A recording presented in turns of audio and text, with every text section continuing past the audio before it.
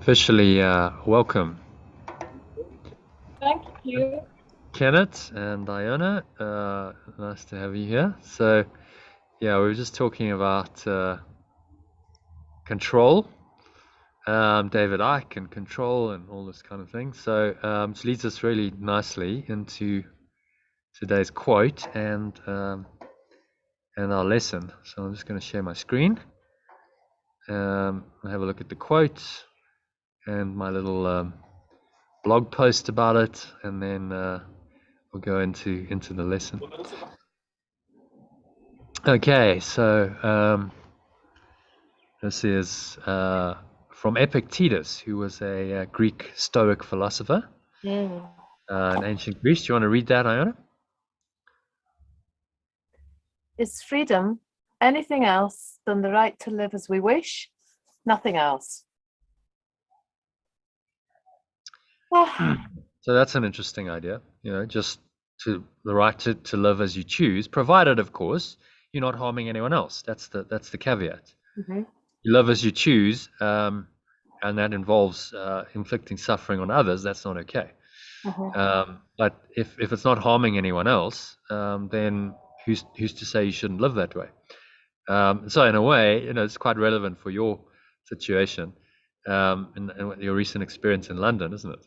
It's Yeah. like the right to live as you choose. You've chosen to live this way rather than another way that other people have chosen, and that's you have that freedom in this world to make that choice. And then Um, it's interesting because the imprisonment is actually in your own mind. There's a part of your mind that still wants you to go back into the old way and yeah. say, no, no, this would be a better choice, which is Yeah. ultimately always the case. Even in an extreme situation like, say, World War II, Viktor Frankl, Man's Search for Meaning, he was physically imprisoned in a various concentration camps for 4 years. So you don't have much choice physically. You're being moved around and kept under guard and all of that. But he did have a choice as to how he perceived it. Yes. That was his fundamental choice. So his freedom lay within his external circumstances. He couldn't do very much about, although he coped. He said because he had this inner fire, for 4 years he was able to deal with the extremely harsh, challenging circumstances and maintain his inner core. And he said people who didn't have that, he saw they went from strong, fit, healthy guys came in, and within months they just faded away and they died because they didn't have the inner fire burning to keep them going. It was just like this is so dreadful, it's so awful. I see no hope, and so mentally and emotionally they checked out, and then of course the body follows suit. Whereas he was, yeah, of course he was really thin, he wasn't getting enough nutrition, and potentially being physically abused by the guards and etc. But he survived because his inner core, his inner fire, his inner freedom was there all the time. He's cultivated that, and so no one, it doesn't matter where you are, can tell you how you will think and what you will believe. Mm. That's your remaining freedom. In fact, at some point in the course, Jesus says your only remaining freedom in this world is the freedom to choose your thoughts and your emotions, your perceptions. I can't remember exactly how I phrase it, but essentially the freedom to choose how you will think and how you'll perceive things is the only remaining freedom. In Yeah. our society, that's been expressed, fortunately, you actually do have quite a bit of freedom to choose the way you want to live. Yeah. No one can tell you have to live in a city, which I think part of this COVID thing is it's a system that's starting to force people to live in certain ways. You must do this. You've got to stay in your home. So various impositions on personal freedom, which are obviously going in the wrong direction. That's not freedom. That's now control by so-called authorities for Mm. supposedly the higher good. So it's quite an interesting thing to consider because it's almost like a paradox. You say, okay, well, if we all won, then maybe the collective will is better than the individual, personal individual rights and so on. Oh But if you yeah. look at human history, the way that any dictatorship and any tyranny works is they say, oh, well, this is for the collective good. Yeah. So one day we'll get there. The end justifies the means. So one day we'll get there. In the meantime, we have to do these whatever harsh draconian measures they want to impose because we have some kind of utopia which we're going to. Stalin did it, so did Hitler. They all do it. One day in the future we'll get there, but to get there, we need the bad medicine. We've got to do this because that's the only way we're going to get to this utopia. And of course, it's a complete illusion. You're never going to get there. How are you going to get to utopia? Through death and fear and attack and hatred. I mean, it's not going to work. Those means lead to one thing, and that's hell. So that that while that argument may be seductive, oh well, that's oneness, be for the collective good and stuff. If you look at human history, that's always been how tyranny works: is the collective over individual, over the individual rights. So paradoxically, individual rights, the right to choose, the right to choose the way you want to live, is actually more spiritual because it allows people to make the choice to go against the societal program, which is an egoic program almost always.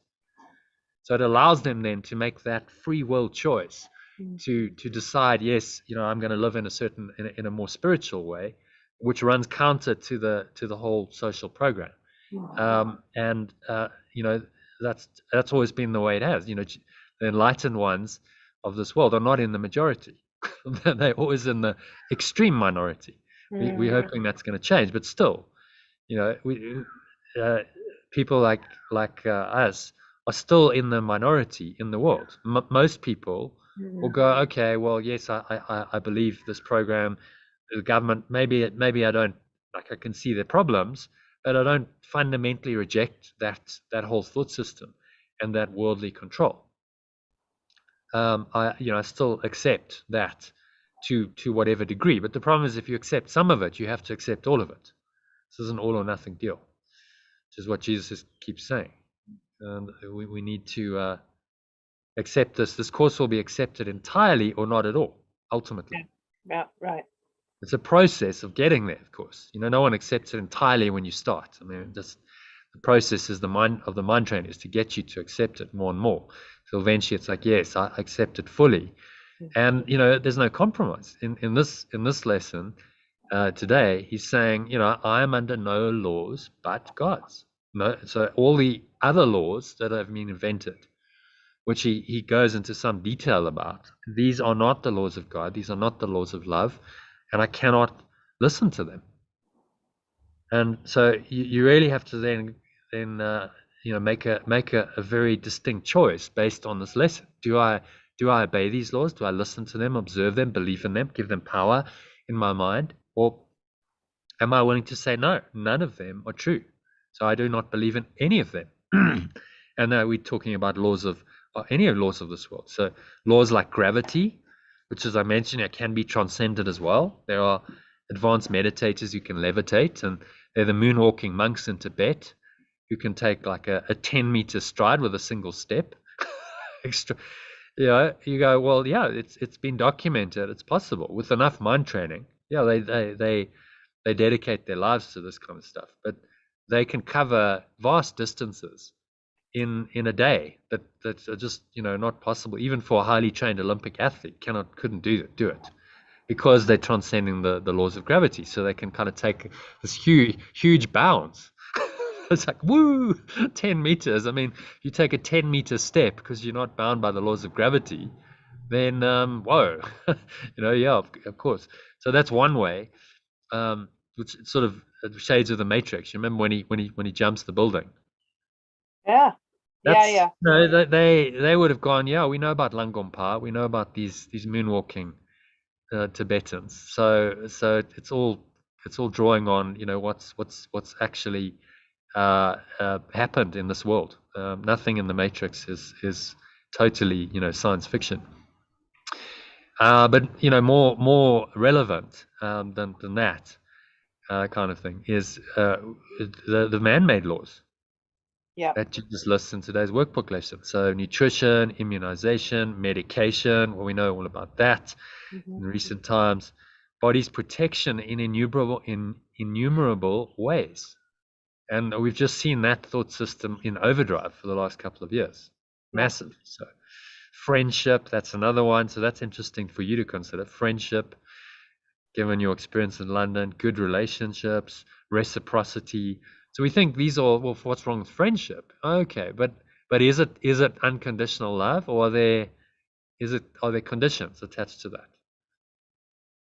So he's asking us to really look carefully at all of these areas and see what laws we are obeying, and start to see that the ego or belief in separation, which is telling us that these laws keep us safe, is actually keeping us in prison through them. It's keeping our mind very limited, in a limited awareness of ourselves, of life, and this keeps us continuously in fear. Yeah. Why would you obey the laws except that, but if you don't, look at what's going to happen. Fear is the reason always for these laws and this control. So the laws make the fear real, and they actually condemn you to a very unholy existence, a very fearful, limited awareness, which is, of course, where the ego wants to keep you forever. So that's a little precursor to today's lesson. So I'm under no laws but God's is the lesson, or no laws but love's. Oh, I actually didn't change that. Okay, that's just, never mind. So I've just put it. It was getting really long, so I just put it. Just click outside of the email into it, and then we'll deal with it here. Okay, so do you want to read number 1? Yeah. We have observed before how many senseless things have seemed to you to be salvation. Each has imprisoned you with laws as senseless as itself. You are not bound by them. Yet to understand that this is so, you must first realize salvation lies not there. While you would seek for it in things that have no meaning, you bind yourself to laws that make no sense. Thus do you seek to prove salvation is where it is not. Or, we have observed before how many senseless things have seemed to you to be awakening. Each has imprisoned you with laws as senseless as itself. You are not bound by them. Yet to understand that this is so, you must first realize awakening lies not there. While you would seek for it in things that have no meaning, you bind yourself to laws that make no sense. Thus do you seek to prove awakening is where it is not. So it's like, you need to wake up. Please wake up. The senseless things that have seemed to be to you to be awakening, to save me from what? From actually stepping Disaster, death, suffering, sickness, all of these things that the ego has invented. And then he said, was it in yesterday's text or lesson? It seems to keep you safe from the dangers for which it stands. Yes. Isn't that just so cunning? So, I'll keep you safe, but in fact, the belief that is telling you it'll keep you safe is the same belief that's created the dangers in the first place. So how's that actually keeping you safe? It's asking the fox to keep charge of the chicken coop. Yes. Or the poacher turned gamekeeper for sure. Yeah, exactly. It's a sleight of hand and it's a deception, which is why we'll get to these later lessons on defensiveness and defenses. Really pertinent. When you make defense, you make the attack on yourself, capital self, real, by your defense against it. That's how it works. You set up a system where you must now defend against your own attacks and project it outwards, and see that actually the illusion is that it's outside of you. Oh, the threat is outside of me. It's not my own thought system that's threatening me. It's whatever whatever you project it onto. Very, I mean, just ingenious. No wonder the ego's lasted so long. It's ingenious. Yeah.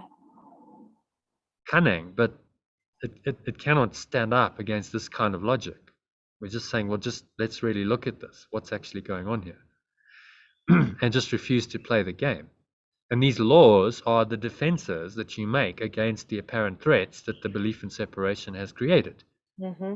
So you're just buying into the belief in separation unconsciously when you make defenses, which means that it's all real for you. My God, it's a real. We're being mugged. Yeah. It's outrageous. It's daylight robbery. But it only happens by your consent. Yeah. So your belief allows this game to continue. Yes. You buy into the program, well, then the ego's got you, and it's just playing you for a fiddle. You are the host to its thought system, and you express it, and you don't even know that. You're a puppet. You're in the matrix, and you don't even know you're in the matrix. It's like As the the movie demonstrates. Like a parasite, like feeding off. Yeah. Feeding off all these, all of us who subscribe to that system. Yeah. System. And so it's mind energy. This is beyond the figures who actually seem to be, the agents of the ego in this world. It's beyond the agents, which were demonstrated beautifully in the Matrix. It's a thought system behind this. And that system, which is ultimately sponsored by the ego, the belief in separation, wants your mind and life energy. It wants you to direct your attention, your psychic, emotional energy there. In the latest one, did you see the latest one, Matrix 4? No. They kind of changed it so that the architect became an analyst. Very interesting. So they changed the controller, instead of being the architect who's very cold and clinical in the first ones. Did you see two and 3? No. Never saw. Okay, so you wouldn't know about the architect, but there's some very interesting conceptions there. But in the latest one, it's an analyst. So like a psychoanalyst is now the kind of head of the Matrix, and he goes, it's amazing because the idea is like they need the energy from humans in order to feed off. Yeah. He says it's amazing. The worse we treat you, the more energy we get. That's fantastic. We just treat you like shit. And we get more energy because we figured out that we get more emotions out of you, and the emotion is what generates the electrical energy that they feed off. So the worse we treat you, the more energy. And I was like, whoa, that's just such a commentary on society, isn't it? The worse we get treated, the more negative emotional energy that we produce, the happier the ego is. It's feeding off like a parasite. Yeah, it's the fuel, isn't it? Yeah. Okay. It feeds the whole thing. I really get that. So this is a fantastic lesson. It's one of the most powerful ones in the course, because he's actually taking on the laws of the ego head on here. Just saying, okay, so let's just consider these honestly within this alternative thought system of the Holy Spirit, and let's just see if any of this really makes any sense. And of course it doesn't. Okay, so happy with number one. Observed, how many really, I mean, well, you summarize. What's he saying in number one? Well, we have observed how you've lived your life to this day. How many senseless things to you have seemed to be the right direction, has seemed to be the ways in which I will achieve peace and happiness. I have imprisoned myself by obeying laws as senseless. Ridiculous. Yeah. And you seek to prove that salvation or awakening is where it is not through this. Yeah. You're looking in the wrong, say, no, I'll find it there. And of course it's not there. So of course that's a guarantee you never find it. Yeah, maybe sometime next week, maybe next month, maybe never. But he's saying you're not bound, you're not in prison. But you have to understand this, that you first have to realize that awakening doesn't lie out there in the world. in material gain or following senseless laws. Mm. It's not Um, gonna work. It's not gonna keep you safe. In no. fact, quite the opposite. And so, I mean, this kind of teaching runs so counter to our social programming and what's happening in the world today, which is why inevitably any system of tyranny doesn't like spiritual teaching. Authentic spiritual teaching is the enemy. Enlightenment is the enemy, because if people are starting to think for themselves and question, they're not going to follow the program, and they're going to start to say, no, I reject this entirely. So hence you go, well, why didn't they say when COVID came along, well, look, let's help you to really empower yourself, or give you Yeah, I tools like know. That was meditation my and thought. That was my thought. well, of course it runs counter to the program, doesn't it? They don't want that, Yeah, because no, then no. you're going to start to wake up and question in your Yeah, meditation. You might go, well, why is this even happening anyway? Why do I have to stay at home anyway? I mean, this yeah, doesn't make any sense. yeah. As you start to find inner freedom, you start to question the whole thought system. So it's a thin edge of the wedge. So that's why, because it's going to undo the entire thought system of control that's sponsoring the madness, and so they don't want that. So then they have to tell you, well, no, wear your mask, take your vaccines, da, da, da, da. All of these defenses to make you safe, rather Yeah. than question the whole thing and say no. Actually, it's all a load of BS. Even if there is a virus, and I dispute that. Even if there is one, I don't want to live that way. It's like, whatever. I'm not gonna live that way. It's bring on the virus. I'll rather have the virus than live that way. That's right. That's really the choice that we can make if we choose to. Okay, so happy with Okay. number one. Hmm. Moving swiftly on. Today we will be glad you cannot prove it. For if you could, you would forever seek salvation where it is not and never find it. The idea for today tells you once again how simple is salvation. Look for it where it waits for you, and there it will be found. Look nowhere else, for it is nowhere else. Or, today we will be glad you cannot prove it, for if you could, you would forever seek awakening where it is not and never find it. The idea for today tells you once again how simple is awakening. Look for it where it waits for you, and it will be found. Look nowhere else, for it is nowhere else. Okay. Pretty simple. He's just making it very explicit again. Seek there and seek there only. Yeah, yeah. Because you're not going to find it anywhere else. Which is, some people will say, but this is very restrictive. I want to keep my options open. That this is the illusion of free will. But I just go, well, thank God. Okay, finally we have some clarity. Finally, look there and look there only. Don't get confused. There's no ambiguity. I'm going to give you a very clear direction here to find what you really seek, which is, to wake up from the dream. There's no equivocation or ambiguity, which there is in so many spiritual paths. So yeah, it's there and it's kind of there, and there's no clarity.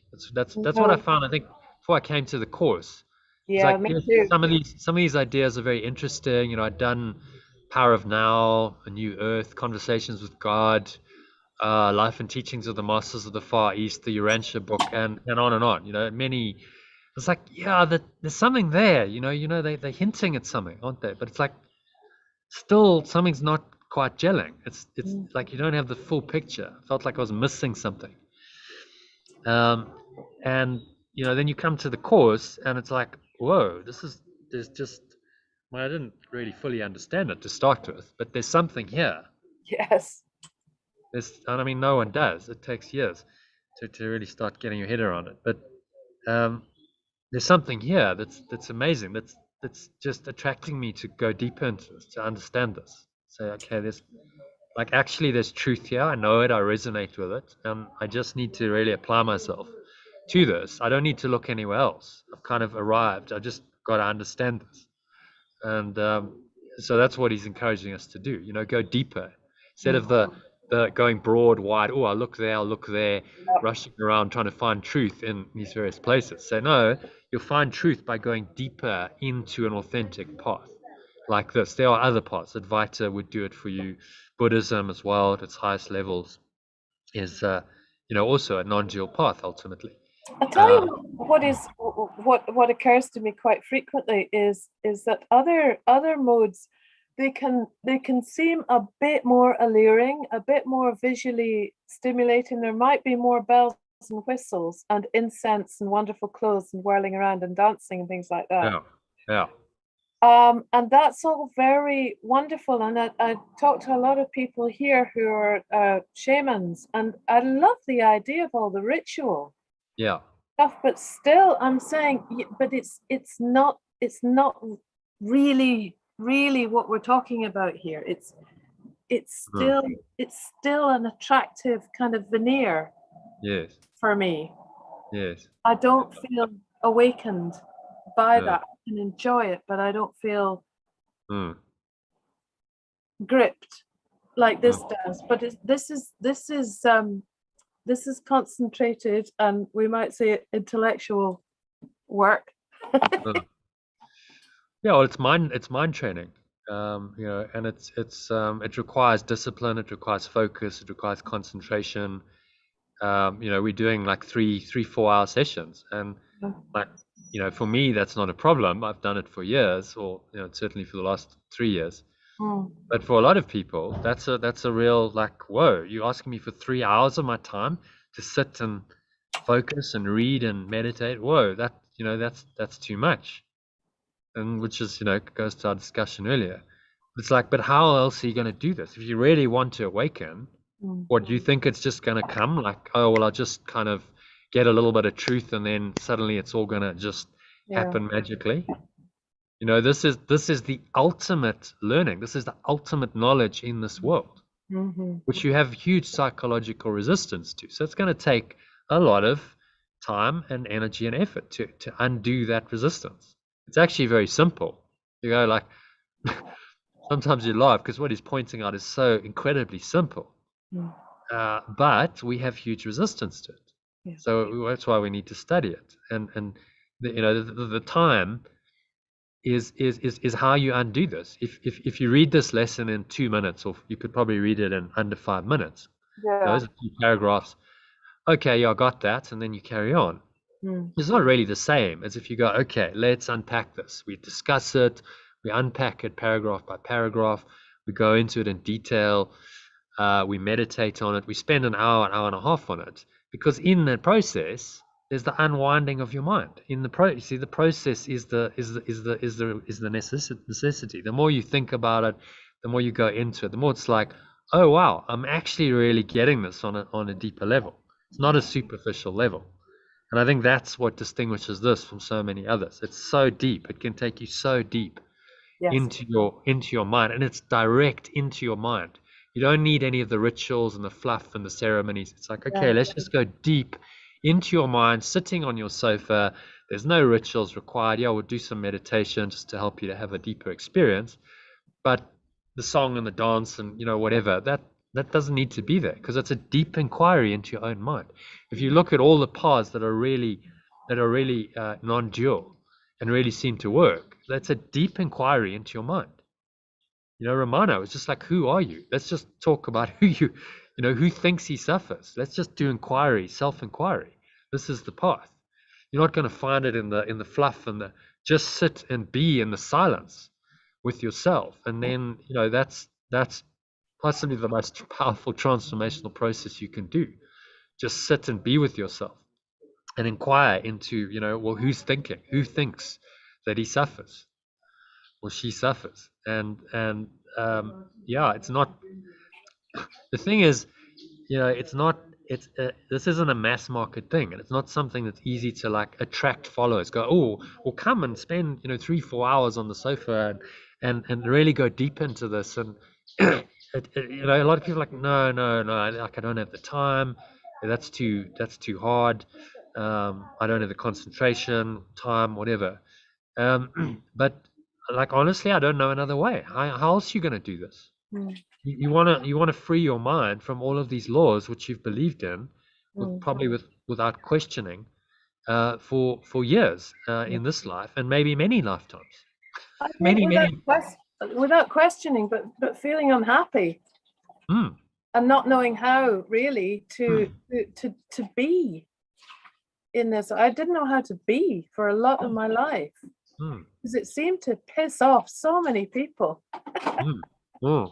trying to be.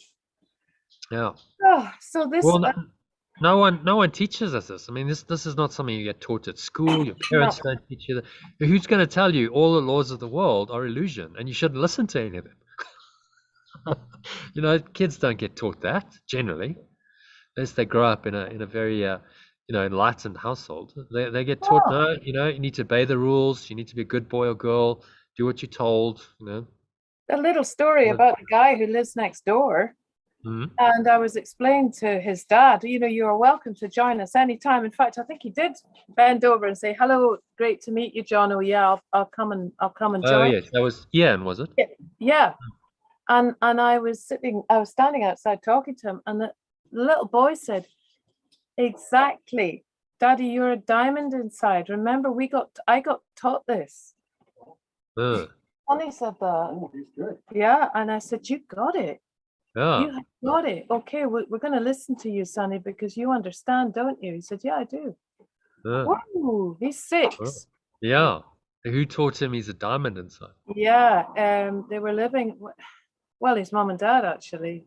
Yeah, amazing. Yes, exactly. To have that from the get-go. Have that at a young age, and then because they're more connected often, so it's like it's easier to accept it. They haven't had the calcification of the ego program over that yet, so hopefully. I like that. That sort of hard carapace of the ego. Hello. Yeah, which starts developing, in childhood and then teenagehood and then adulthood. Just year after year. I know. Unless you question it and challenge it and say no, I'm not going to go this way. One of the best lessons I got was 13. I looked at the way my father lives. Yeah. I went, no. Yeah. No. No, that's not for you. No, not for me. So I have to make a choice here. I have to, I can't live this way and live how I want to live. And so, yes, it's going to piss him off, but so be it. What can I do? Well, it's very early to do that, so good on you. Anyway, let's look at 3. Yes. Okay. Yeah. So number 3. Think of the freedom in the recognition that you are not bound by. I'll read that again. Think of the freedom in the recognition that you are not bound by all the strange and twisted laws you have set up to save you. You really think that you would starve unless you have stacks of green paper strips and piles of metal discs? You really think that a small round pellet or some fluid pushed into your veins through a sharpened needle will ward off disease and death? You really think you are alone unless another body is with you? Ah, God, this is it. So he's very specific here as to some of these strange and twisted laws that you've set up to save you. Wow. And he named some of them, which, money, of course. Really think stacks of green paper strips and piles of metal discs. Well, that's a major one for a lot of people. And you said, we all have, money, because money is a symbol of physical security and safety, isn't it? Yeah. So we don't have it. Do you really think that? Yeah. Unless you have these, now they're not even green paper strips and piles of metal discs. It's numbers. It's numbers in an electronic system. We call a bank account. Yes.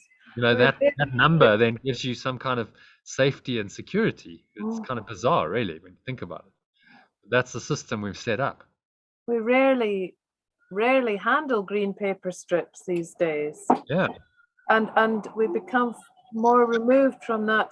What it is an energetic exchange, but it's become emotionally charged to mean so many things. I just want to repeat that. Kenneth, listen to this sentence. Jesus is asking, you really think a small round pellet or some fluid pushed into your veins through a sharpened needle will ward off disease and death? That's what Jesus is saying. Yeah. And so interesting. I mean, I'll talk to this briefly because you just see even people who've been into the course for years. So there's a crowd called the Circle of Atonement. I don't know if you're familiar with them. I don't know. I'm not aware of them.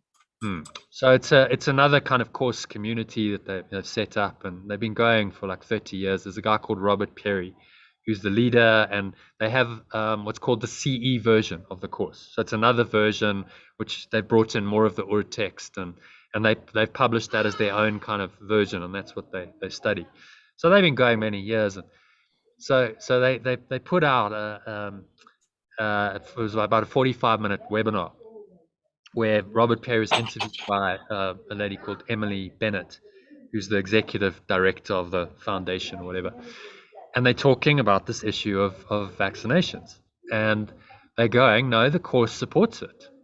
And I was going, really? Okay, so let's listen to this.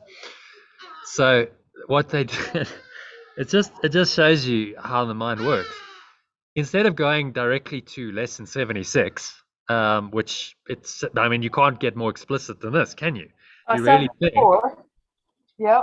you really think that small round pellet or some fluid pushed into your veins through a sharpened needle. Okay, he's talking about vaccinations here. Will ward off disease and death. Very clearly, he's talking about the idea of a vaccine, isn't it? Without actually saying, the word, but it's obvious. So they don't look at this. The whole webinar, right? They're discussing it from a course perspective. They totally overlook lesson 76, which is kind of extraordinary.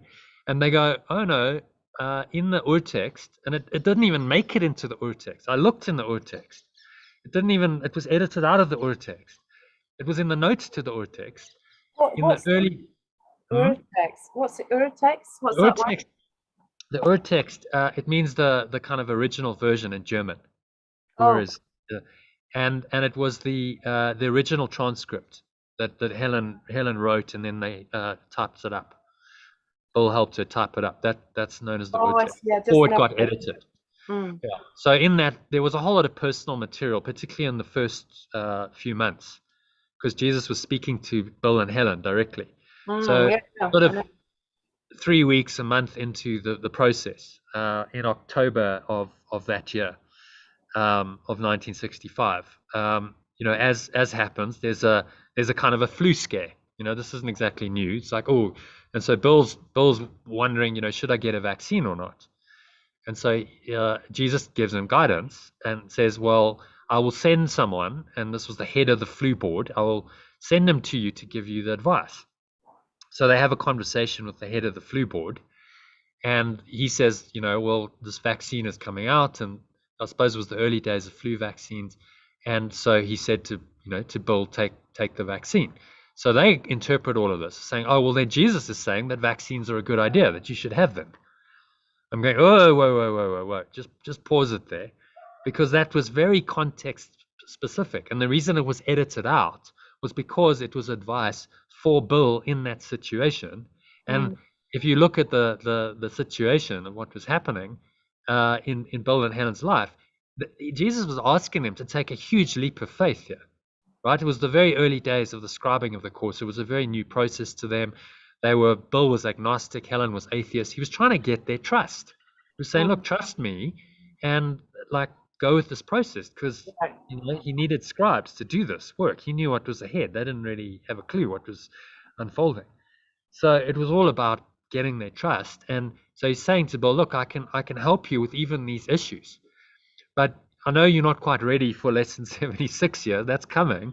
But right now, this is where you're at. So I'll give you something that's going to help you to increase your trust and your faith in me and in this process. Okay. That's how I interpret it anyway. I mean, it's a matter of interpretation. But it wasn't designed for general consumption. Oh, now I'm going to tell everyone that vaccinations are a good idea. And very clearly here, he's saying, this is not a good idea. You really think that this is going to ward off disease and death? You really think this? But he's saying this is insanity. Lesson number 4. It is insanity that thinks these things. So what blew my mind was that these pretty advanced teachers of the course, right? These two people have kind of dedicated their lives to this path. Robert Perry's been doing this since 1986. That's a long time. And yet he's still going, take the vaccine because this is now justified. And I'm going, well, you can interpret something as you want, can't you? He even said, well, you can virtually take the course and interpret as you want and justify whatever belief you want if you really want to. Because you just overlook things that are there and focus on things that you want to look at. Yeah. But this is how the ego works. Don't look. So they didn't even look at lesson 76, which is got specific guidance about the issue they're discussing. And it's in the main course, it's in the lesson. I was like, that's just well, it just shows you, the ego is very persistent. And so their own fear, they now use the course to justify their own fear. I remember Emily Bennett saying, oh, well, I can just see Jesus standing there like as this kind of big kind of father figure saying, no, yeah, take your vaccine, wear your mask. I'm going, really? That's just your projection onto him. What a load of BS. Because he's saying quite the opposite in the course. Lesson 76, lesson 51, I think. He says, you really think that this protective clothing will help you? Yeah. We're on 74 now. 76. So lesson... yep, you're right. lesson 51, I think it is. 74. Yeah. He says, do you really think that protective clothing will help you? It's very specific, isn't it? Yeah, very specific. Yeah. No, this is a summary lesson. It was one of the others. But he's saying, do you really think this protective clothing, these kinds of things are going to help you? So protective clothing, masks. He's being specific because he knows these are the kinds of beliefs we have, and these need to be undone. And if he's not specific enough, then we'll fudge it. Well, no, he doesn't mean that. And even when he is very specific, people still fudge it. They're still over. It's like, hang on, he's told you so specifically that this isn't going to work and this is insanity, and yet you continue to believe in it. And you're a course student and teacher. I mean, come on, like, So you have to just listen to what he's saying in the course and say, well, he means what he says he means. When he says this, how do you misinterpret? You really think a small round pellet or some fluid pushed into your veins through a sharper needle will ward off disease and death? It is insanity that thinks this. How do you misinterpret that?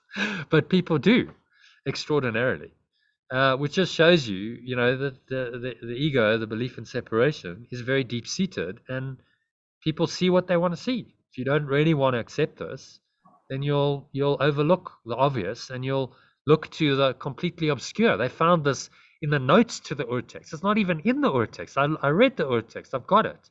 It's not even there. I'm going, where is it then? No, it's in the notes. It didn't even make it into the Urtext. Jeez, I mean, talk about obscure. So we'll go for that instead of what he's actually said in black and white that made it into the course in lesson 76. And in other places as well. It says, the protective clothing even mentions. And then this lady goes, no, I can just see Jesus saying, wear your mask. But hang on, he didn't say that in lesson 51. So what we do is we project onto Jesus what we want him to be. This is how people do it. Oh, no, and I can just see him as, okay, but that's entirely your own invention. You just project it onto him what you want him to be because it suits you, and you actually ignore what he's actually saying because he's not. And oh no, he's so gentle and he's so kind, he's so loving. Yes, there are passages where he are, but he's also very strict. It's like there are passages where he's like, you really think, that this isn't gentle. It's like bringing you to the point of like, just look. He has to be firm with us because he knows how cunning our ego is. It's going to duck and dive around this message and try and find a way to continue its existence. So he has to be very clear cut as well. And that's not, some of his passages are not gentle at all. They're quite like, whoa. Yeah, they really in your face. Direct. Okay. Because he's trying to wake us up. It's like a slap in the face to wake you up. Anyway, so those are my thoughts on that. Good. And you need to be really vigilant. Like, look at how cunning the ego is in that instance. It was just, yeah, these are people who've dedicated their lives to this path, who know the course inside out, and yet they overlook Yeah. what's right in front of them because their belief doesn't want them to see it. And the And last they line knew about there it. in, They just in ignored it. 3 is, you really think you're alone unless another body is with you. Yeah. Yeah. Yeah. Yeah. That's the universal belief. Oh, I'm alone. I feel lonely because I'm on my own. Well, if the body isn't real, how can that be true? Yeah. It was a very good encounter with that musician in the shop just now, because she was really up to high dough and saying, I'm this age, I'm like this, I have nowhere to live, I'm alone. And I just found myself that you're never alone. She said, yes, thank you. I know. You're Yeah. right. And that kind of, whew, you're not Yeah. alone. Just say Yeah. it. And it Yeah. really stopped her in a sort of ego whirl that she was in. Yes. And Yeah. everything just calmed down. Well, It's that's nice. brilliant. So then you just held the light for her and you just reminded her of who she was. And she Which, knows who she is. She's an awakened person. She had yeah. forgotten and was very physically Yeah. tired. So I said, Yeah. buy lovely things and spend your afternoon on your sofa before you go into a weekend of wedding madness, Yes. and keep Yeah. grounded as often as you can. Mm. Yeah. So that's how it works. These holy encounters. It's just Yeah, it was you lovely. you are the light in that moment, and you are the light of the world, and you demonstrate that in your presence and by your words and actions in that instance. And then it's meaningful for her. She would have got something out of that encounter. Yes, Yeah. yes, yes. Okay. I She'll did. also be going, oh, that was a lovely, yeah. Yeah. And that's what he's saying can always happen if you're open to it. These encounters are always possible, especially living in a place like Findhorn. It's amazing. I mean, because people are more open. It's true. I was saying to Ken, this is an amazing place to live. Mm. Just having that sort of level and depth of a minute and a half conversation in the local Yeah. shop. Yeah. Woo, in Yeah. there, right down into In the the holy encounter. Yeah. Amazing. guts of it. So that's why you chose to live there, because Yeah, it's like you won't get that in a shop in London normally. I mean, anything's possible, but anything is possible. if That's people true. if people aren't awakened and open, like you say something, they go, "What? Like, who are you? I don't know you." you know. Yeah, yeah, that's Um, that Jesus happened. expressed it in the Bible as don't cast your pearls before swine. But Ah, what he meant was don't drop these pearls of wisdom to people who are ignorant, who are not going to appreciate them because they're just going to go like you're crazy. Kenneth's just gone, yeah. Yeah. Because Yeah, you're wasting your time and it's not going to be a good experience for either of you. So it's a bit of discernment as to when you do it and how you do it. yeah. Make the right decision. Yeah, yeah, and just kind of flow with it rather than there's nothing worse than the overzealous evangelist going, praise the Lord, hallelujah, I got it. Just get away from me now. Go away as fast as you can. Jehovah's Witness stuff. Oh my God, no. Well, we did meet 2 Jehovah's Witnesses actually in Denmark. Yeah. Yeah, Okay. and Kenneth went, "Oh, hello. Yes, let's have a chat." And Yeah, then, I did that once. well, Yeah. he totally disarmed them and said, "Well, I've died, and it's wonderful." And they just made all the excuses and left. I did a similar thing actually. I remember once they knocked on my door. I was in England.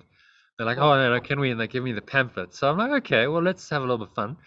So I chat to them for like 10 minutes, and they're like, "Well, actually, this is my spiritual path," and I'm telling them a bit of like non-dual teaching, and actually, this is what God is, and this is, and they're kind of listening wide-eyed, and then they were like, "Okay, well, thank you for your time. We wish you a good day." And Yeah. I never saw them again. They Well, obviously made a note on their list saying, "Do not go there." Spiritual or like on another whatever, because it was. But yeah, you can. David Hoffman says no, he loves talking to atheists. Great, fantastic talking to atheists. Because you know, you can say, yeah, well, I'm with you there. You think this, you know, biblical version of God is crazy? Well, I'm totally with you. I get it. Yes. Absolutely. It's not the truth. But don't throw the baby out with the bathwater, Yeah. because there is, you know, a deeper truth. Yeah. Um, that whole you know, what the God delusion, Richard Dawkins. If you read Yeah. it, he Yeah. basically is going, yes, you know, this God is false. Yeah, well, no shit, it is. But that doesn't mean, if you define God as false and then you say, well, now I'll disprove it, that doesn't mean that you've denied God. It just means you denied, you know, that version of God, and disproved it. Actually, underneath that, there's something else which you didn't even look at in the book. You know, there's a deeper conception of God, which he actually hints at in his introduction, and then doesn't explore it further in the book. He just takes the, you know, traditional religious version of God and says, right, let's deconstruct that. Okay, well, no problem with that, but then don't say there's nothing else. Replace Exactly. it. That's the Mm. problem. Throw the Yeah. baby out with the bathwater. Yeah. Yeah. And then we go into, you know, scientific, materialist, atheistic, where there's really nothing. Mm. It's like, well, what are you believing in there? You know, just physical form. That's all that you're left with, which is is such an empty, shallow belief system. Okay, physical form. Well, clearly, you know, that's not going to work, because everyone's going to die. So where does that leave you then? So he does half the job of deconstructing the illusion, but then doesn't replace it with anything else, which kind of then leaves people in no man's land. Anyway, we digress. Okay. Well, interesting digressions, but yeah, let's try and stick to the stick to the program. So, happy with number 3? Yes. I don't think you could get clearer and more specific. No, it's very Giving you direct. 3 Mhm. examples of how this plays out in the world. It is insanity that thinks these things. You call them laws and put them under different names in a long catalogue of rituals that have no use and serve no purpose. You think you must obey the laws of medicine or of economics and of health. Protect the body and you will be saved. It is it is insanity to think these things. Is this exactly the same? It is. Yes, it is actually. It is. It's exactly the same. I Yeah. must remove that. Then there's no alternative. There is no alternative. This is entirely direct. Jesus being incredibly direct. It needs no Yes, needs no interpretation. reinterpretation. Yeah. No. Yeah. No, I get these. Hmm. So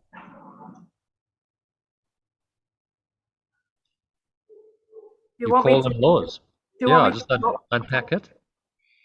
unpack it? Hmm. Well, I like this long catalogue of rituals. Hmm. You know, that the sort of puff and the flummery of law and medicine and economics dressed up to mean Uh, ah a slavish adherence to uh, uh, these strange rituals well, have no purpose, have no use, and serve no purpose. he couldn't be more explicit. It's like, okay, he's not saying some of it has a purpose. He's saying no use, serve no purpose. Protect the body, and you will be saved. That's and we see in society, you know, all these things work together. You know, medicine, economics, health, and Doesn't we've seen that playing out big time in the last couple of years, haven't we? yeah, Just how the system all works together yeah, to seemingly protect us, protect the body, and you'll be saved. That's the message. uh-huh. But actually, you are denying the truth in yourself, and you are attacking your true self and your mind. So this isn't really going to save you. In fact, it's much more likely to make you sick, because a sick mind leads to a sick body. Yeah, So if yes, you believe this, and a lot of people have swallowed the program hook, line, and sinker, then no wonder you're getting sick, because you're believing in sickness, and you're incredibly fearful. And we know what fear does. If you're highly stressed, you've got all kinds of, you know, toxic chemicals like cortisol and adrenaline floating around in your system. That is toxic for the body. That an overload of stress chemicals will bring about the same symptoms as COVID-19 if you are highly stressed. You know, because your body can't deal with it, so the cells then feel under threat, Hmm. and then kick out all of the RNA mutations that they then call the virus. So this is like David Icke's theory, and it's not just his theory; it's a medical theory. It's an alternative theory of virology, saying, well, actually, these so-called viruses, the RNA mutation they call the virus, is actually produced in response to toxins that the cell is experiencing. So that can be environmental, it can be electromagnetic radiation, 5G, it can be chemical toxicity, it can be food poisoning, it can be heavy metals, and it can be your own stress chemicals. An overload of cortisol and adrenaline, um, which happens when we're highly stressed, will cause the body to react in a similar way, because the cells are then, that overload of cortisol and adrenaline is not good for the cells. So they have to then kick out the defense mechanisms, which are then interpreted as, oh, well, that's the cause, but it's the effect. Isn't that just so ingenious? You've switched cause and effect, and you go, actually, the effect is now the cause. And of course, that's totally upside down logic then. Anything based on that is going to be upside down, and any defense mechanisms you have that are based on that logic are going to be false, because you're defending against the effect and not the cause. Well, so that whole theory just pops the bubble, which is why I believe it. It's like, well, yes, the ego system this is what it always does. It inverts cause and effect. So if you see that, when I went away in 2 years ago when we had a hard lockdown, I was away in the mountains, and I was like, okay, so let me just figure this out. I want to just understand what's really going on here. And I asked for guidance, and I opened the course, and I think it was lesson around chapter 21, where he talks about cause and effect, and saying the ego always inverts cause and effect. This is what it does. So I was like, okay, well, thank you. I got my spiritual answer. It's inverting cause and effect, and then you go into, the theory that David Icke was talking about. You say, okay, well, that's how it's played out on the level of form, the inversion of cause and effect, which then seems to justify all of this madness. But actually, they're defending against the effect and not the cause, which means it's all pointless and useless, because the cause isn't really what you think it is. No. And so, yes, people are getting sick on the level of form, but what's the cause? And of course, that's in dispute. There's no absolute proof that SARS-CoV-2 causes this. There's no proof at all that the virus causes it. It's an assumption based on a theory. That's all it is. So again, ask Byron Katie's, two first questions in a 4-step work process. Do you know it's true? And can you absolutely know that it's true, 100%? Well, you can't, because there's no conclusive evidence. So then you must doubt it. You must question it, and say, well, maybe there's an alternative. Which, when you understand the spiritual principles behind it, you go, well, yeah, that's probably likely, actually, because if these spiritual principles are true, then it would make complete sense that the ego has inverted cause and effect, and its whole system is designed to protect the body in order to save us. And so that's how it's playing out. And then it all kind of clicks into place and it makes sense. But you see, it's a total inversion of the ego's belief system, which is why people resist it, because you have to really question at its foundation. Say, okay, maybe everything I've believed up to this point has been false then. If I believed in all of these laws, then maybe I've been deluded. Maybe it's all been false belief my entire life, which is not a necessarily easy thing to do for a lot of people. Okay, so happy with number 4? Yep. These are not laws, but madness. The body is endangered by the mind that hurts itself. The body suffers just in order that the mind will fail to see it is the victim of itself. The body's suffering is a mask that the mind holds up to hide what really suffers. It would not understand it is its own worst enemy, for it attacks itself and wants to die. It is from this your brackets law, or quotes, laws would save the body. It is for this you think you are a body. And there is no alternative. Sorry, No. It was rather late and I was tired, so Sure, forgive me. I just copied and Again, pasted. I didn't have a chance to do the lesson, so I'll do to do the text. I'll do that tonight with John. We'll just do yeah, the yeah, Epictetus. nice. Hmm. So again, he's just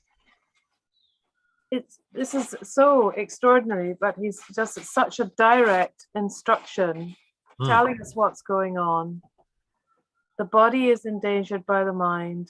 It's not the other way around. This is craziness, Ah. this aversion that you bought into. Hmm. Then, when the body suffers, it's to see that it's to mask the mind, that it's a mask that we hold up to ourselves to say, no, no, it's my foot that's falling off, it's gangrenous, instead of, Yeah. oh Yeah. God, my mind, how did the hell did I create that? Yeah. Yeah. That this is how the whole health system and economics and Hmm. has been built on this mask that we've built up for ourselves to save Yeah. ourselves from the actual mind work that needs done to Yeah. change the world. Exactly. Yeah. Exactly. So Wow. that's the basis of the whole system. It's a mask the mind holds up to hide what really suffers. Yeah, Uh, an right. illusion, a false mask, a persona in the Greek, persona uh, Exactly. meant the mask. Yes. The actors would wear the mask that they would wear during the play. It's Well, it's the mask we're being asked to put on to cover our true selves. wow. I was going to say you couldn't make this stuff up, but we did. Yeah, it's extraordinary, and the what movies like The Matrix are showing is true. This is how it is. This is actually how it really is. But will you accept it? That actually this is what the world is. It's a mask to hide the mind from you, to make you believe you're a body and make you believe that you're not a mind. That's the purpose of it. Make you And the whole believe. system has been set up to do that. Yeah. Believe that you are the body. Yeah. You're not the Because mind. what better way to avoid you ever coming to the awareness of who you really are, which is in your mind. You are pure mind and only mind. You are pure formless awareness, which is an experience that is incorporeal. It's beyond mind. It's purely in your mind. So what better way to deny that reality than to convince you that you're a body? Yes. So meanwhile, the mind is suffering, but all the focus and attention and energy and money and distraction is on the body. Yeah, protect the body Mm, and you will be saved. mm. And not really understanding that the mind is its own enemy, that you attack yourself and you want to die. Well, if that's the case, guess what? No amount of laws that you invent are going to save you. The laws created by Death Wish are not going to save you from death. In fact, they're likely to bring you close. They're likely to fast forward the process towards death because they're sponsored by Death Wish that wants you to die. So don't believe they're going to protect you. So Wow. it's such an expose of the whole system that we live in. And he's talking now about, the macro system, the economics and the health system and so on that we all, we live in. And remember, this was written in the 60s, Yeah. but it's just probably more relevant now because, that system continues and in fact has got, more overt in the last couple of years with this supposed pandemic and really it's just the ego playing itself out and trying to convince everyone in the face of the threat, spiritually what's happening, in the face of the threat that this awakening is posing, because people are waking, there are many people waking up to the truth. We have to go into overdrive and create this system of control based on the body and all of these false laws to pull the mind back into the ego's domain. That's really what's going on spiritually. And you still have a choice. Do you accept it or not? Mm. And everyone I know who's on an authentic spiritual path hasn't accepted it. They're going, no, this is BS. Yeah. Yeah. Because something intuitively just goes, no, No, this exactly. doesn't resonate. It was just Uh, intuitive. Well, no. well, no, Well, straight no. away. And then, Yeah. okay, let me figure out why no. Let's figure out what's actually going on, that takes a little bit of exploration and detective work. But the likes of David Icke and stuff come along and they say, well, this is actually what's going on. Here's an alternative explanation. Will you believe it or not? That's what it comes down to. And in the end, that's what all of this hinges on. What do you believe? The powers that be have no power unless people believe their story. True. Everyone said, no, we're not gonna buy into this. We're not gonna believe it. We're not gonna do anything you tell us to. How do you control that? You can't. There are not enough police and army, and you can't. So what they fear most is a mass awakening. Everyone says, no, end of. We're just not going to listen to you anymore. And we've got an alternative. We'll find another way than your control system. Fortunately, with current technology and stuff, that's very possible. It's actually very doable. That there could be a way. With these technologies like peer-to-peer, these kinds of things like Zoom, with blockchain and so on. This all enables people just to do it. You don't need a central authority to control it. The authority becomes the community, the consciousness of the community that are operating it. So this is terrifying, the laws. Very terrifying, yeah, because it's an undoing of all these laws that they believe in, and that then are their salvation and their control mechanism. If you're in charge, then the laws are what keep you in charge. Without those laws, without law and order, you're no longer in charge, and your ego illusion of being special and above everyone else is shattered. Because if that's your whole identity, you think of someone in the control system, say Bill Gates, or some of the higher ones, Rothschilds and Rockefellers and so on. If your entire identity is based on you being so special and so in this group, the elite they call themselves, then you must have these laws to maintain that. Your entire existence and identity relies on that. So you have to perpetuate these obsessively, which is hence all of the energy and time and money that goes into this, because that's your identity, hanging by that.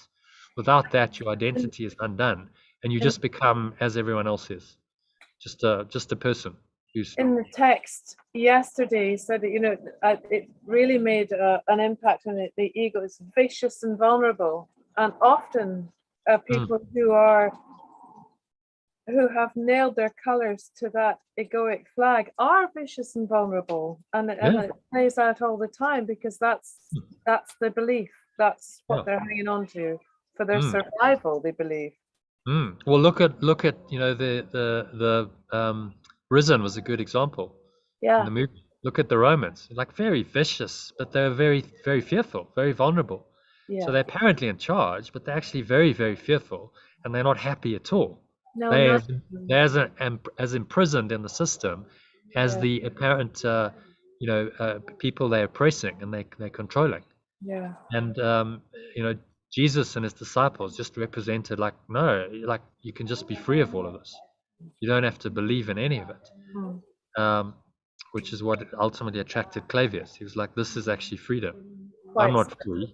I'm supposedly in charge, but I'm not free at all. He's as much a slave as anyone else. And so is Pilate. He's also a slave. He's at the top of the tree, but he's still a slave to the thought system. Well, he's still answerable to the next guy. To the emperor, yeah. And the emperor's, got his cronies in Rome. He's got to make sure he maintains his power, even though he's top of the tree. Someone wants to knock you off the perch, so you've got to watch your back all the time. So no one's really free in that thought system. Even if you're the emperor of Rome, he wasn't free. You could like all of the shenanigans that went on, and the ducking and diving and political maneuvering, and at any point someone could stab you in the back, which literally happened to Julius Caesar. It's like we'll just knife you because we want to do away with you. And he was top of the pops, but turned on him big time. I need to crack on, Jono, so I can go out tonight. Okay. Yes. So number 6, there are no laws except the laws of God. This needs repeating over and over until you realize it applies to everything that you have made in opposition to God's will. Your magic has no meaning. What is meant to save does not exist. Only what is meant to hide will save you. Or there are no laws except the laws of perfect love, pure formless awareness. This needs repeating over and over until you realize it applies to everything you have made in opposition to perfect love's awareness. Your magic has no meaning. What is meant to save does not exist. Only what is meant to hide will save you. Only what it is meant to It is hide meant. Yeah. will save you. Mm. Only what it is meant to hide will save you. Mm. And that references back to the mind that is masked by the illness of the body. Yeah. So repeat it and repeat it. And to myself until I realize it applies to everything I've made in opposition. Mm.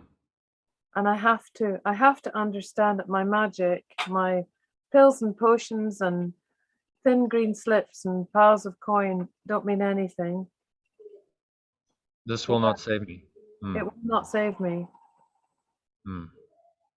It's only what I've striven to keep hidden that's where it is. Mm. In the mind. In my mind. Always there, all along, just hidden, covered over. Yeah. I've been unaware of it. But hidden in plain sight. Yes.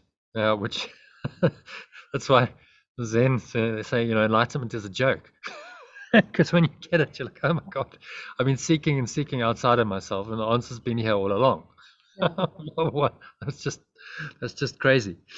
But that's that's the system, isn't it? Hidden in plain sight. It's in our minds, but the ego's convinced you're not a mind, you're a body. So of course you're not going to look in the mind because you don't even think you have a mind. That's just extraordinary. How can you think you're a body and not a mind? I mean, what's directing the body? And yet, most people will think they're a body. Honestly, even though they're thoughts, the body's directing it. And we have all this language. Oh well, my instinct told me to do it, or my body wants this. Yeah. Or my body needs. I mean, this is all the language that goes along with this idea that the body has some kind of intelligence of itself, when in fact it's all directed by the mind. Mm. There is no intelligence in matter. That's a fundamental principle of the course. There is no intelligence in matter. The intelligence lies in the mind, not in matter. The body, if it's a projection of a false belief system, there's no intelligence there. The body is not an amazing thing. It's a mask being held up to mask the truth. So that's not very intelligent at all. And of course, it's going to die. Guess what? You're going to suffer and die continuously because you're attached to this body thing, this body identity. Well, that's not very bright at all. Jesus, don't go there. Just recognize what it is and let it go. So this is it's one of the most powerful lessons in the course, I think. Well, glad to be doing it this afternoon. Yeah. Yeah. To be doing it. Yeah. So are we on 7? The laws of God can never be replaced. We will devote today to rejoicing that this is so. It is no longer a truth that we would hide. We realize instead it is a truth that keeps us free forever. Magic imprisons, but the laws of God make free. The light has come because there are no laws but His. Hooray! Alternatively, the laws of perfect love, pure formless awareness can never be replaced. We will devote today to rejoicing that this is so. It is no longer a truth that we would hide. We realize instead it is a truth that keeps us free forever. Magic imprisons, but the laws of perfect love, pure formless awareness make free. The awareness of love has come because there are no laws but loves.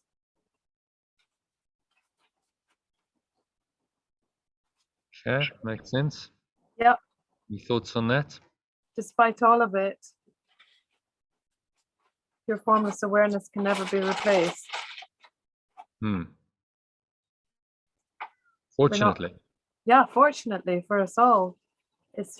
We can rejoice. Always there, it always will be there. You can deny it as much as you like with your magic and your ridiculous laws, but love remains. Truth. Yeah. A truth that keeps us free eternally, forever, beyond all time system Mm. that we've made up.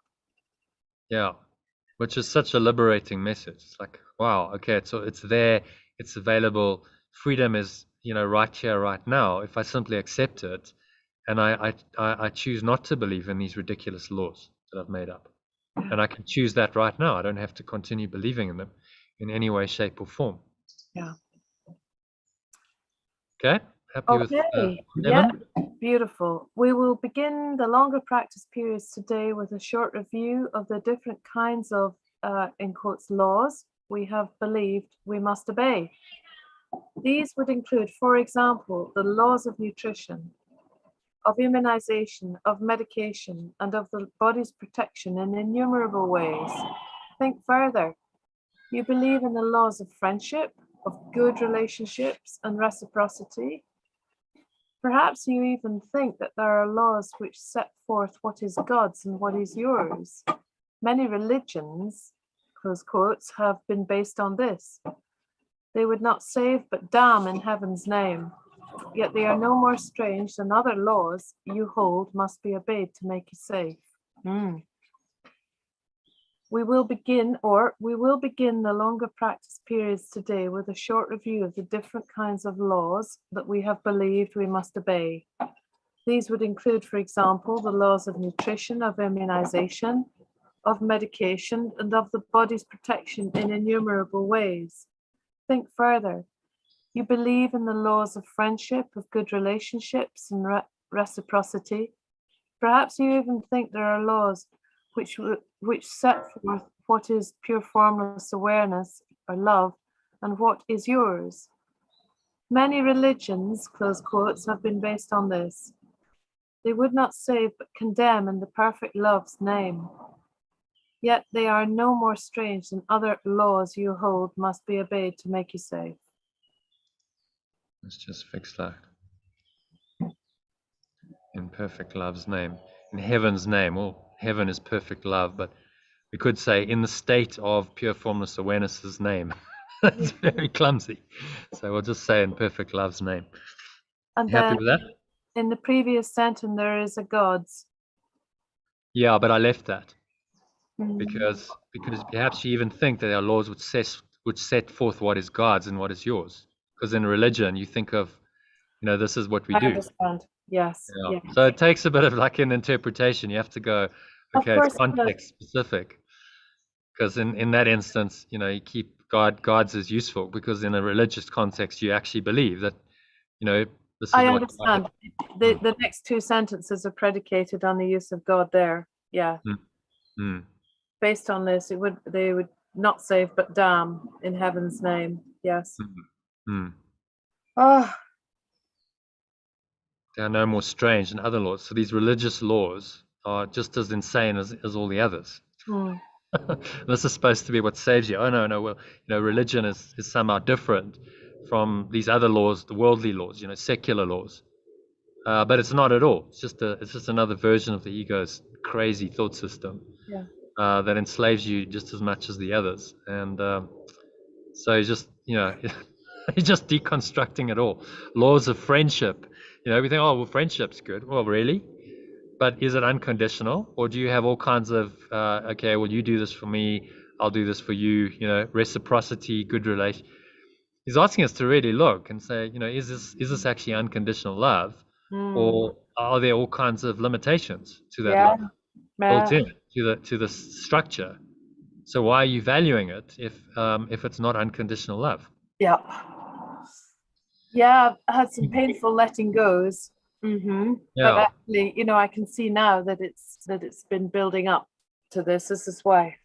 It's all part of your awakening to the truth, and that means you've got to let go of the illusion in whatever form it shows up in your life. So friends, good relationships, all of these things. Well, ultimately they got to go because it's not really serving the one purpose, which is your awakening.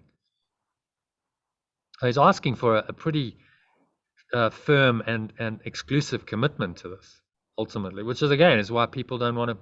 It's like, no, I want to keep my options open, Okay, because that's free will. The ego's, no, I want multiple options. And he's saying, no, ultimately true free will is just this, is choosing to free your mind into the unlimited awareness that is the truth of who you are. And that requires a mental discipline. You can't accept all laws as equal. You must choose which laws you're going to believe in, because some laws are going to enslave you, and only the laws of God or love are going to free you. Mm. Okay, so happy with number 8. Yeah. There are no laws but God's. Dismiss all foolish magical beliefs today and hold your mind in silent readiness. Wow, to hear the voice that speaks the truth to you. You will be listening to one who says there is no loss under the laws of God. Payment is neither given nor received. Exchange cannot be made. There are no substitutes, and nothing is replaced by something else. God's laws forever give and never take. Okay, this is having a massive impact on me. Really? Can you Yeah, feel it? yeah, I really feel it. Good. It's just like everything's slowing down. Dismiss Okay, all foolish magical beliefs. yeah. Wow, it's the silent readiness. Alternatively, there are no laws but love's. Dismiss all foolish magical beliefs today and hold your mind in silent readiness to hear the voice that speaks the truth to you. You will be listening to the one who says there is no loss under the laws of perfect love, pure formless awareness. Payment is neither given nor received. Exchange cannot be made. There are no substitutes, and nothing is replaced by something else. Love's laws forever give and never take. That's really amazing. I'm being shown now, and I'm aware of it, about the payment thing, neither given nor received. Yeah, I know that's happening. Change is not, it cannot be made. There are no substitutes, and nothing is replaced by something else. Nothing is replaced by something else. Yeah. So the whole system of payment and barter and exchange we've invented, in truth, that's got to go. Because there's no substitute for the truth. You can't give something to get something. The whole idea of the ego is, if I pay for something, I'll get something more valuable. Yeah. So it's all about exchange and substitution at the core of it. Where he's saying, ultimately there's no substitute for truth. Truth is, and you can't barter that. You can't exchange it. You simply, accept it.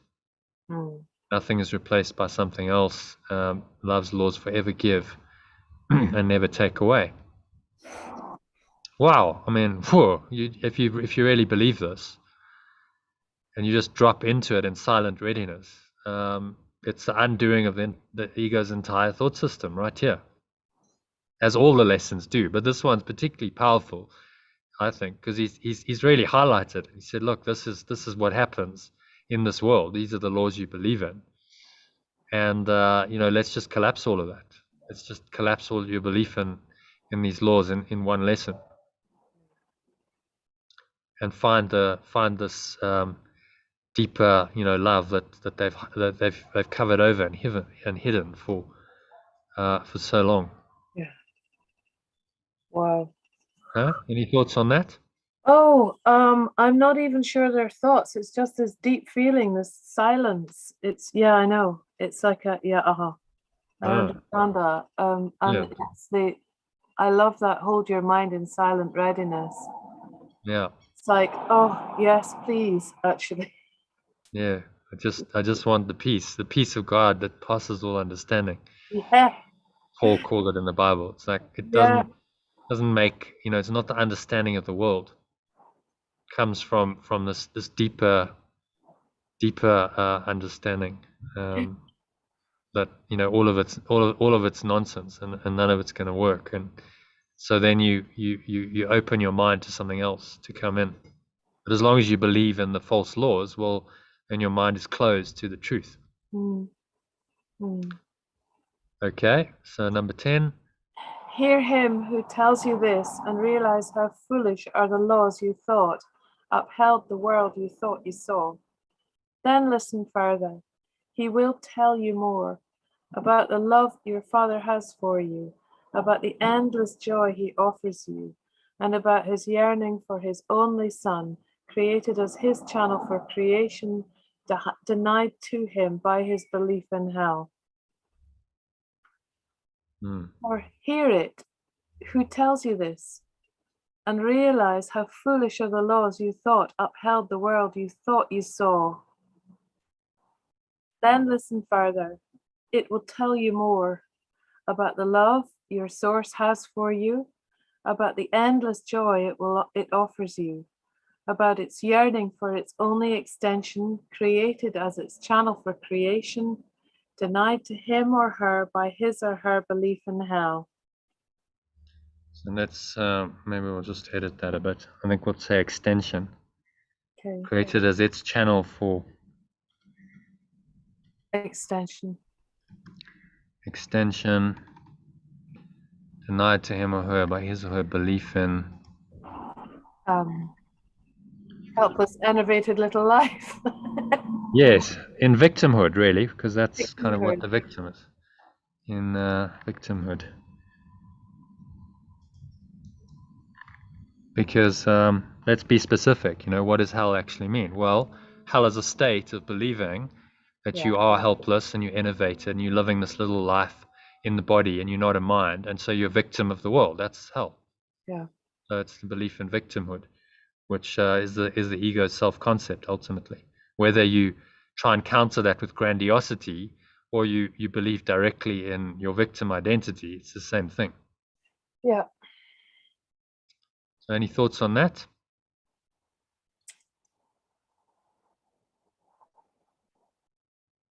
Well, just when you talked about grandiosity, yeah, the foolish laws, the kind of offerings that we make to appease the ego. Yeah, well, grandiosity is the ego's answer. It's like, okay, so you don't want to tolerate the self-abasement or the victimhood anymore. So we'll give you the grandiosity. And so that's actually, in the Eastern teachings, they have these three lanes: tamas, rajas, and sattva. I don't know if you're familiar with some of the Eastern teachings, Yes. but tamas talks about inertia. It's like, I'm the victim, and I don't really have much power, and I can't do anything. Rajas is the mind going, whoa, okay, so I'll make stuff happen, I'll make it work, I can do this. So that's really the whole personal growth movement set up for people moving from tamas, inertia, victimhood, to rajas. Mm. Just saying, yes, I'll make stuff happen. Or, bigger, better, more money, better health, good relationship, um, uh, so that's, I mean, it's a phase in undoing the ego. It's better than the victimhood because you at least are learning maybe that your mind does have some power to change its mind, and then you change your reality. But it's not the whole picture, is it? Because you'll hit a wall there. In fact, I was going to send you that. Sorry, I forgot. Marisa Peer's video. Yeah. It's a wall with that. That thought system will take you in the end to a dead end, because like, okay, so I've done all this to its max. I've Yeah. now got the money and the power and the fame and so on, and yet I'm still not happy. That's it. So this path is then moving from rajas into sattva, which is knowledge, which is then saying, okay, I've done that, and it still hasn't worked, and I've hit the wall on that, and I'm actually maybe as unhappy as I was in tamas, but maybe now even unhappier because I feel hopeless. I like, where am I going to go with this?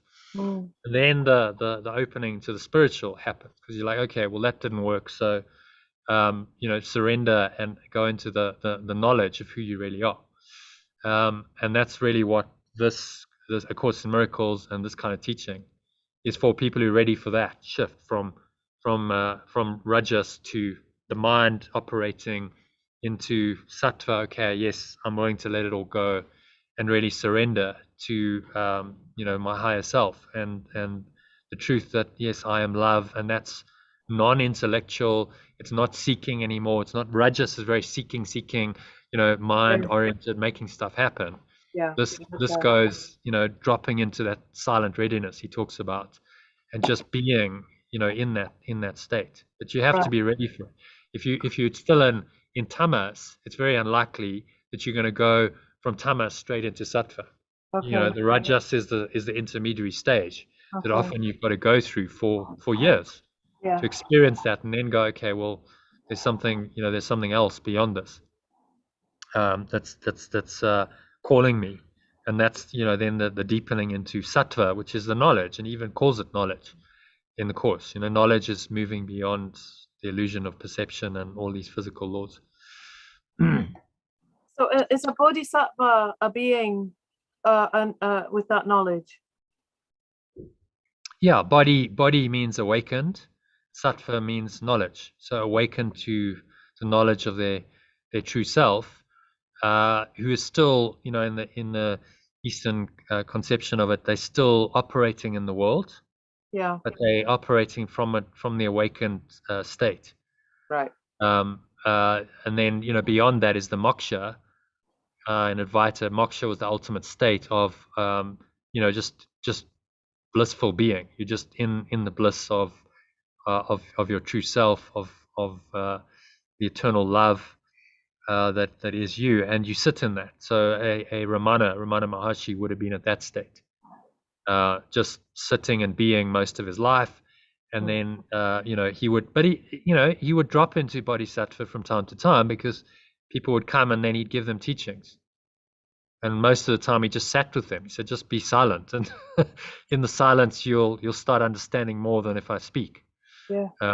Silence was his biggest teacher, which is, it is powerful. But I think Jesus has given this to us because he knows just how rajastic our minds are, just how much we're in the mind and the striving, and it's given for that mind to say, okay, well, let's use the mind, but use the mind to undo the mind, to undo that intellectual rajastic mind, and surrender ultimately into the truth. Tamas and rajas. Tamas, rajas, sattva, and moksha. Yeah. So it's a 4-stage conception of stages in your evolution. So tamas would kind of correspond to 175 and below. Yeah. If you look at our, let's see if I can find this for you. So where are we? Let's get down here. Let's bring this up quickly. So if you look at where is it? 12. I don't want to go into OneDrive. It's taking me a while to doing that. Okay, so where are we? Yeah, 10. Yeah. So tamas would correspond to anywhere between 20 and say 175. Yeah. Rajas, you start rajas at probably maybe 150. You could argue is also very rajastic. Anger is a rajastic energy. So anger, pride. So maybe rajas starts kicking in at 150, 175, and that would take you to maybe 310. Is the willingness, optimism. That's still rajastic. And then as you go above 310 into forgiveness, higher understanding, love, joy, peace, that's now sattva. So those are that would correspond. And ultimately moksha, enlightenment, God is self, and in this ineffable bliss of pure consciousness or pure spirit, that would be moksha. So it's a staged progression, and there's various systems like this in various thought systems of the developmental stages as you go. So in the Eastern one, it's tamas up to there, then rajas, the middle, then sattva, and then at the highest level moksha. Yeah. This corresponds to what David Hawkins found with his modality of kinesiology. It's the same thing, and there's many other developmental systems that mirror this. So yes, these are the stages of the evolution of consciousness into eventually the superconscious state, which we would call then enlightenment or awakening. Full awakening is just, yes, I am the self, I am God, I know that, not as some kind of, oh, I'm so special. You've way transcended that. I am that presence. I am that I am, and I fully accept that, and I can just stay in that state in my beingness, and there's no need to do anything else. I can just stay there. These gurus like Ramana just stayed there for weeks, most of his life, just stayed there because, like, why go anywhere else? It's so beautiful, it's so peaceful. I'll just sit in that super conscious state and be. And at the lower levels, that's not understandable. You're like, well, surely you want to do something with your life.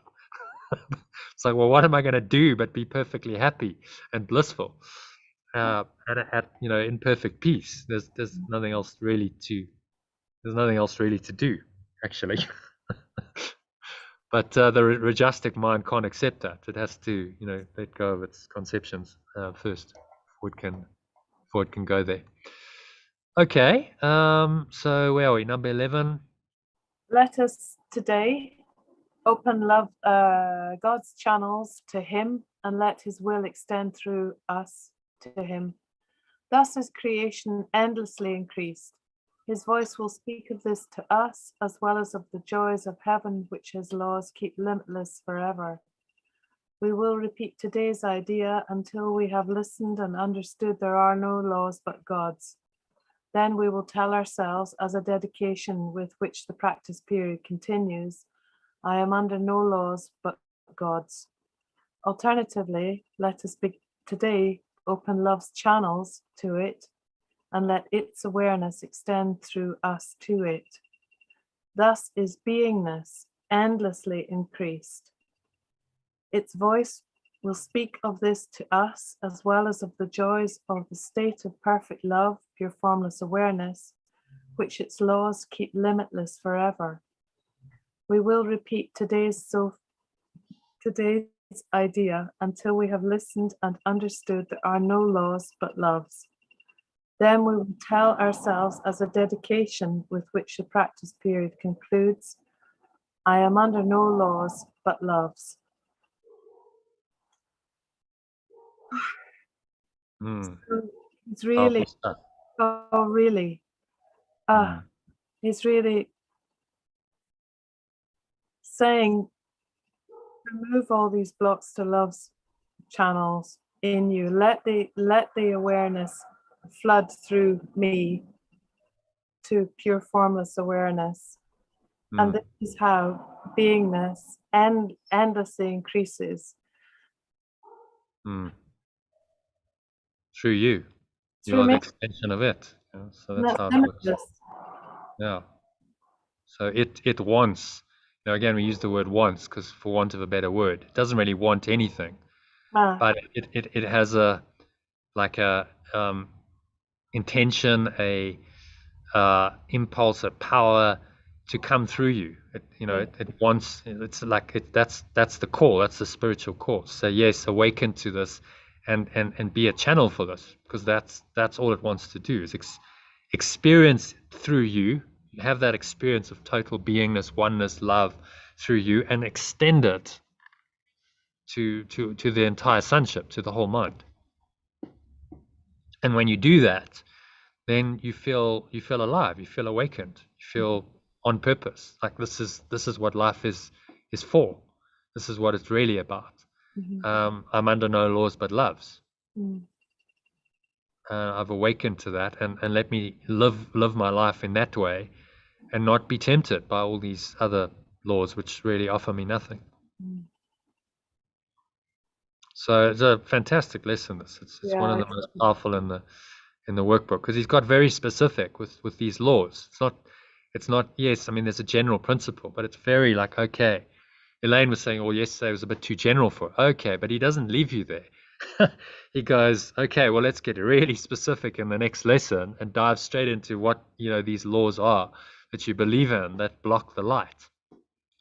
And so that's how the course goes. I mean, it's a whole process. It's not just one lesson on its own. It's like one lesson leads to another, and he switches it. He switches the emphasis all the time. So the light has come. You're like, well, that's too general. Okay, well, let's get really specific in the next one.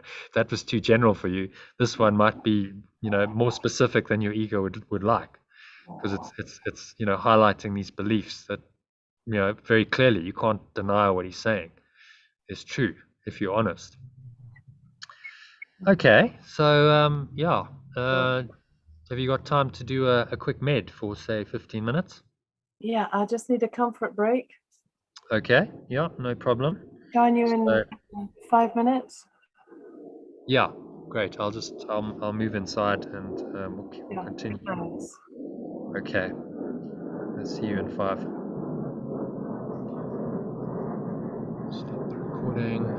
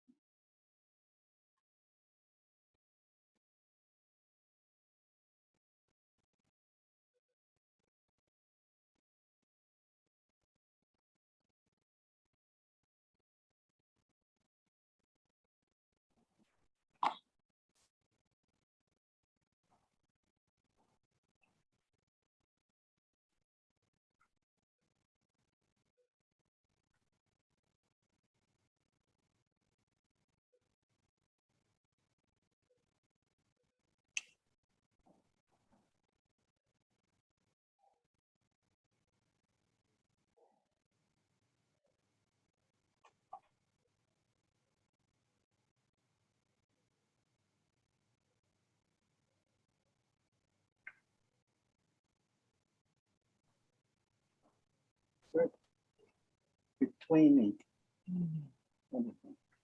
Go between. Snack. No.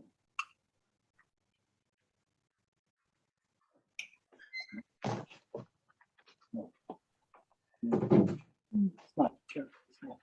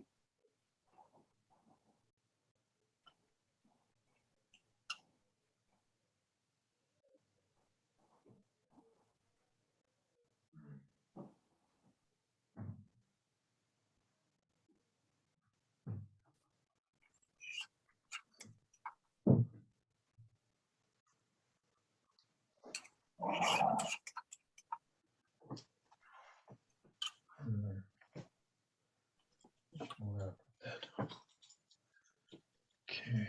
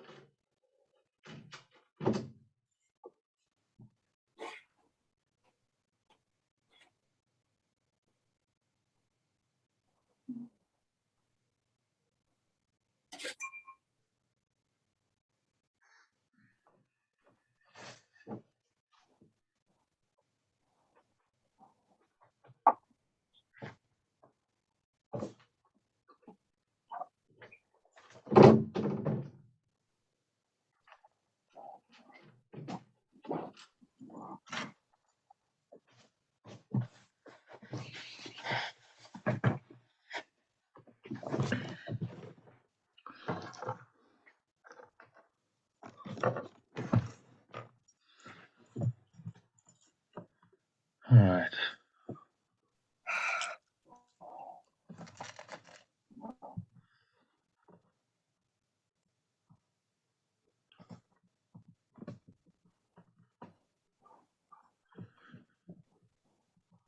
Okay, where are we? Nobody stopped. Okay.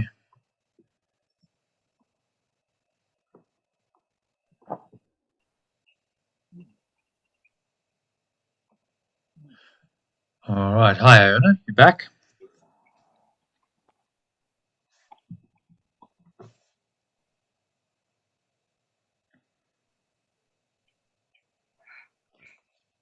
Shall we do a med then? Yeah, ready for that. Okay. So let's just get the recordings going again.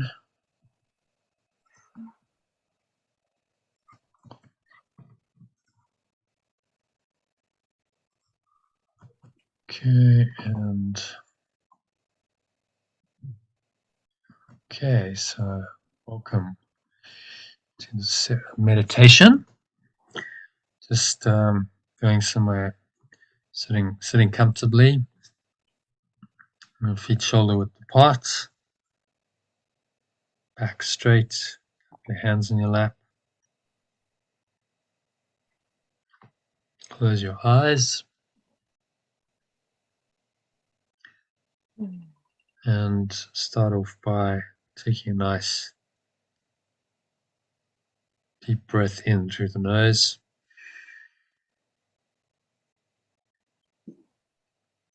Breathing into the lower stomach.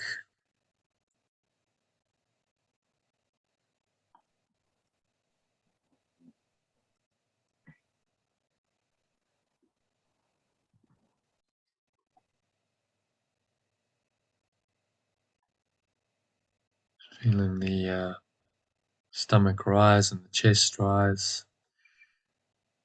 And a subtle flow of air in through the nostrils.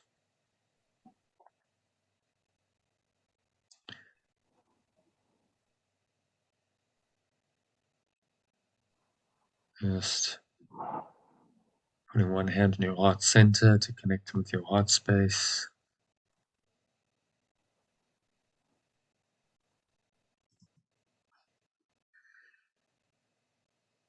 Draw the energy all the way up to the crown of your head. Just pausing at the top of the inhale.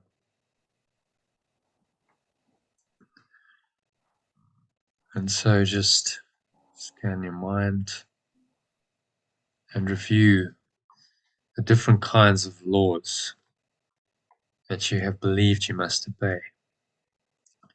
So these include, for example, the laws of nutrition, immunization, medication.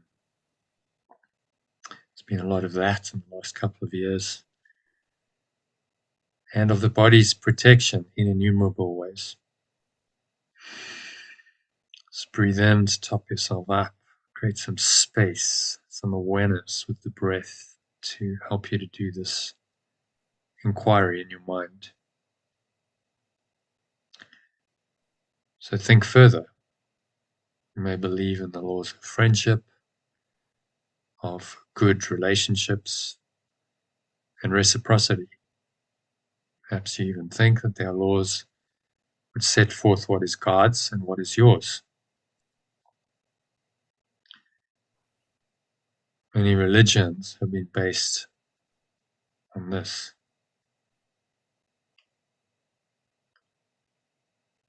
They would not save, but condemn you in heaven's name, in the name of perfect love. To condemn you, which makes no sense at all. This has got nothing to do with love. Yet they are no more strange than the other, quote, laws you hold must be obeyed to make you safe. So whether they're religious laws, whether they're secular laws, whether they're laws of relationships, Jesus is asking us to look at all of them. And remind yourself that there are no laws, but God's or love's. Dismiss all foolish magical beliefs that any of these laws are going to save you. Now, with the help of your breath, blow them away. Imagine they're like dark clouds, obscuring the light of the sun or your source. So you just blow them away with the breeze of your breath to the nothingness that they really are. Pull the lower stomach into the spine. Expel the last remaining air and negativity out. And now hold your mind in silent readiness to hear the voice that speaks the truth to you.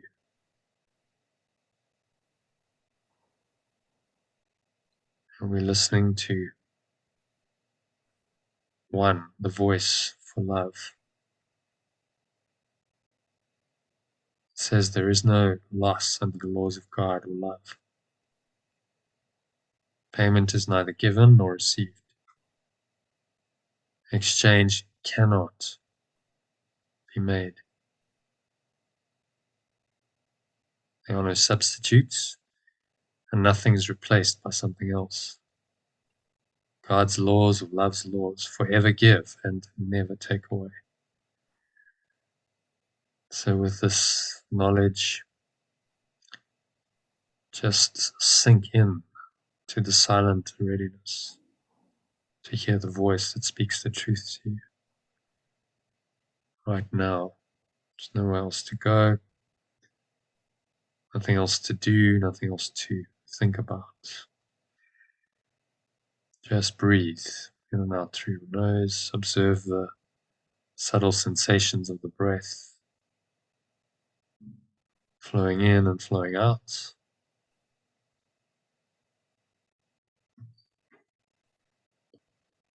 And sink inwards to the peace that passes all understanding.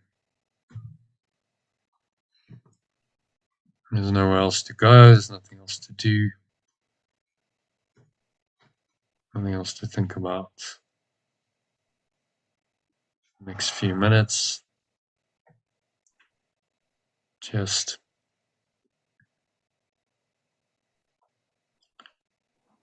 breathe, relax, and be still. Enter into the silent readiness to hear the presence of love who tells you the truth that love's laws forever give and never take away. Realize how foolish the laws you thought upheld the world you thought you saw.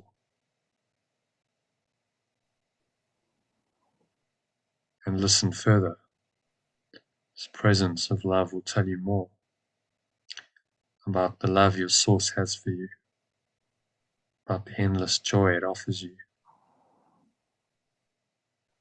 about its yearning for its only extension, created as its channel,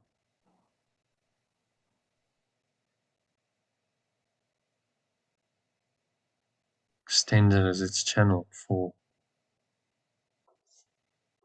extension, wants to extend through you at sometime in the future, but right now. And you have denied this channel to its source by your belief in hell and being a victim. The world you think you see, having to obey all of these laws to make you safe.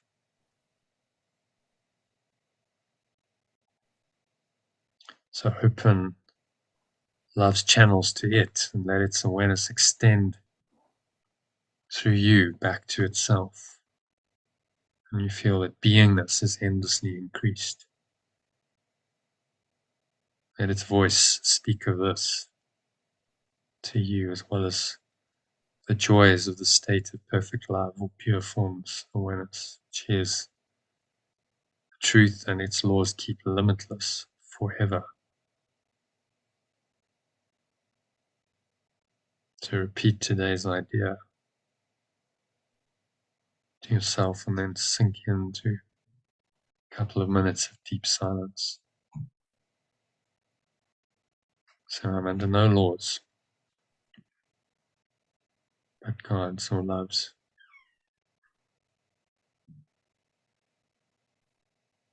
And that is the truth. And just let that truth speak to you. Let the love,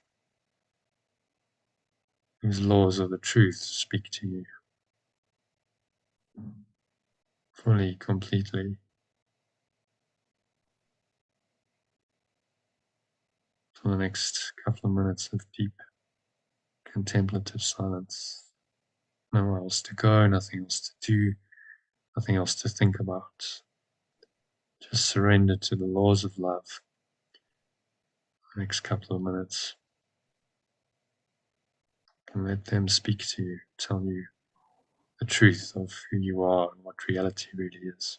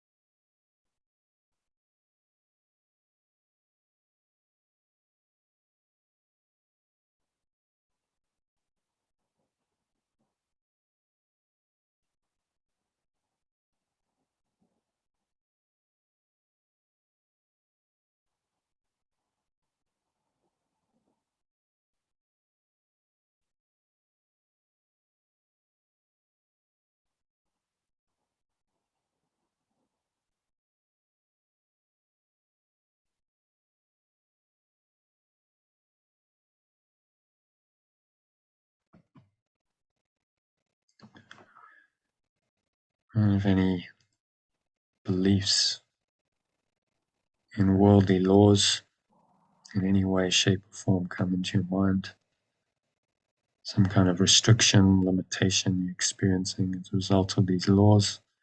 Just observe it. Breathe into it, create some space, breathe the love into it, spacious awareness, and remind yourself that I'm under no laws, but loves. These laws that I believed in seem to be disturbing my peace of mind, simply do not exist. So I'm willing to let them go, accept only the laws of love. Say again, I'm under no laws, but loves. Then exhale, let them all go. Blow these distractions away, clouds. Surrender into the blue sky of your true awareness. Let the light of your source shine through it, the light of love. It is your true source. Tells you you're under no laws but loves. Let that shine into and through your awareness. And then a couple of minutes of deep silence.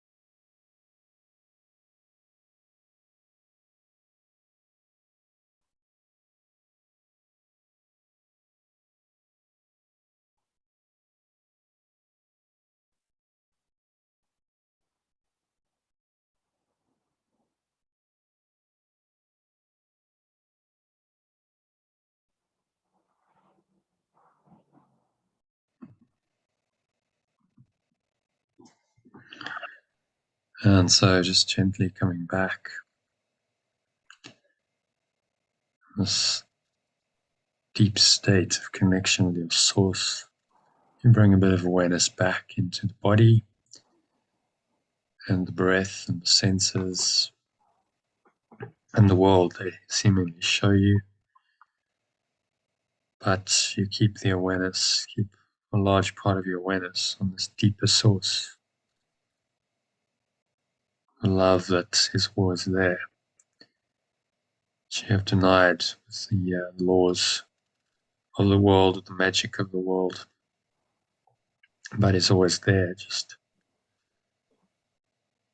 waiting for your acknowledgement, waiting to help you and heal you and bless you, extend itself through you into the world. So as you remain connected to this for the rest of the evening and on into your weekend.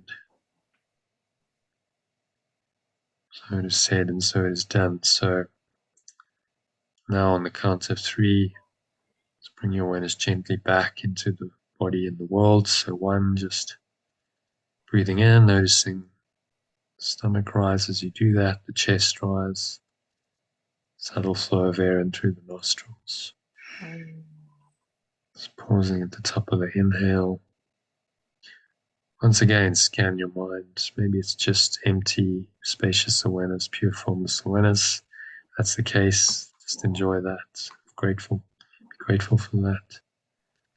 If there are any thoughts that are limiting in any way, observe them and remind yourself that those thoughts represent your belief in laws that are not true. Say one more time today's lesson: I am under no laws but God's or loves. I'm under no laws but loves, and then blow these away like dark clouds with the breeze of your breath into the nothingness that they really are, letting them all go, surrendering them. Count of 2, notice the weight of your body pressing down into the chair, feet touching the ground. Notice what you feeling, touching with your hands. Maybe there's a subtle flow of air in your skin. Breathe that air in. Notice any smell in your nose, any taste in your mouth. And notice what you're hearing in the surrounding environment without any attachment. Notice how peaceful it is when you accept that you're under no laws but loves. Peace is a natural consequence of that belief. So anchor this belief in by accepting and acknowledging the state of mind. Carry it with you into your evening and weekend. So it is said, so it is done. And on the count of 3, you're going to open your eyes. Take a minute just to look around, observing various objects in the room around you, objects, people, bodies, whatever. Just noticing these and reminding yourself one more time, I'm under no laws but love, so I will not misperceive these things. I will perceive from my true awareness, which is love. I will see this awareness in everything. Love is in everything I see. Love goes with me wherever I go. And so I'm under no laws but loves. And on that happy note, that brings us to the end of the meditation and the session. So thank you, Iona and Kenneth, for joining, and I wish you a very nice, very good evening. You heading off? You're heading off to that event, whatever it was. Yeah. Nice. And learn about nature divas. Yeah. So lots of theatre and song and music. So be lovely. Yeah. Enjoy. Thank Yeah, you. thank Thanks, you. Jono. And I'll see you on just let me